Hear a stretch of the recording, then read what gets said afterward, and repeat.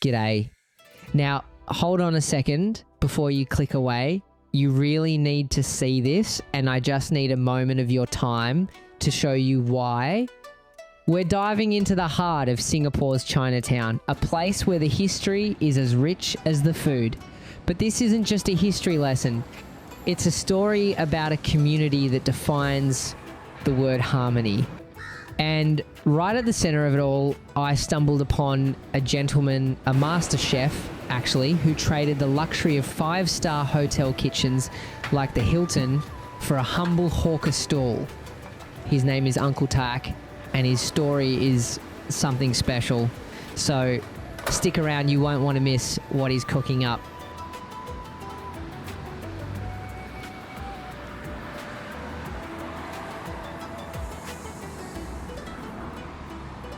G'day! So, we're standing on Southbridge Road.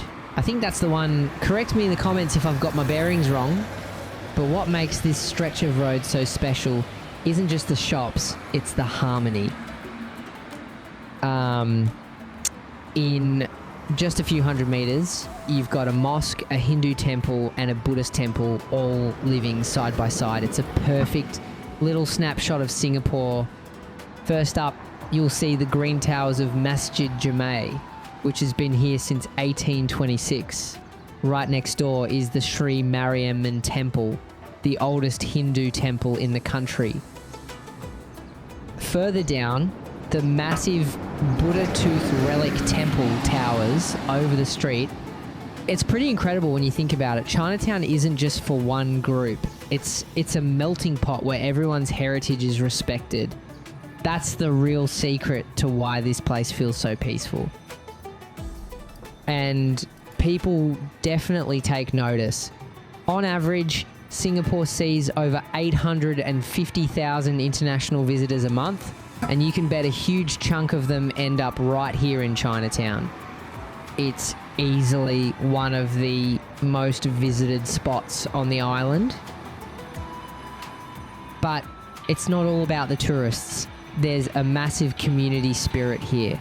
You've got industry and heritage working together, from the old traditional medicine halls to modern community programs.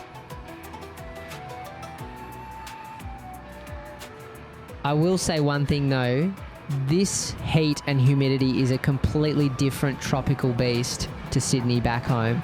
Coming straight from winter into this has been a massive shock to the system. Pro tip for you guys, the underground train stations are your best friends. Pure aircon bliss and zero sun. I'm trying out a capsule hotel this trip, but one of the house policies is no aircon in the sleeping area during housekeeping. So there's no retreating back to the pod to escape the midday peak.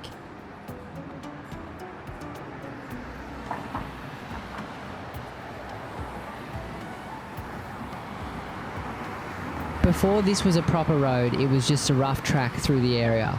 In 1831, it used to flood knee-deep at high tide. It was eventually built by convict labour in 1833 to link the town to the harbour. The Chinese call it Tamalo, or the Great Horseway.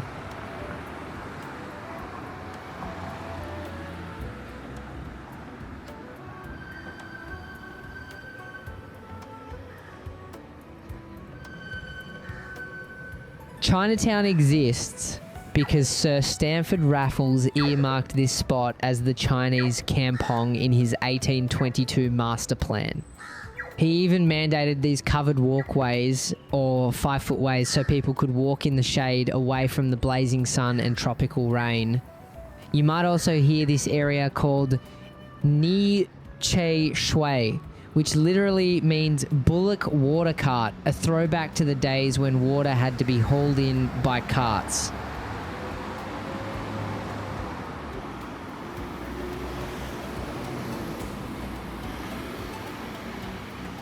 Now, have a look at these shop fronts. You might wonder if they're just hanging on for dear life amongst all the glass and steel skyscrapers, but the truth is, they're here to stay. The government actually protects over 7,000 of these little legends under strict heritage laws. See, these are gazetted heritage buildings. That means the owners can't just go in and rip things out. They have to keep the original facades, the timber shutters, and even the traditional paint colours exactly as they were. It's a massive job to maintain, but it's what keeps the soul of the place alive. It's a bit of a balancing act, progress without erasure. You'll find high-end boutiques and trendy cafes inside these old 19th century shells. It keeps the architecture relevant for today without losing the stories of the immigrants who first built them. It's pretty special to see that bit of history being so fiercely protected.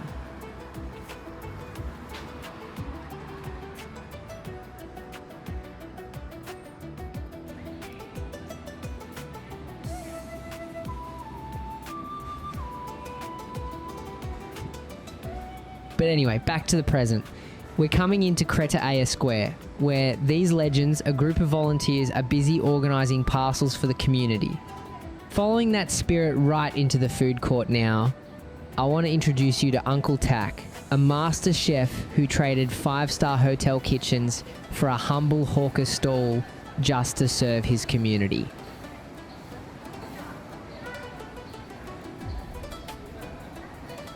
On my first day, I wandered into the Hawker Centre. Now, I've watched plenty of YouTube videos about these places, Michelin this, Michelin that. But when you're actually standing here, it's a whole different story.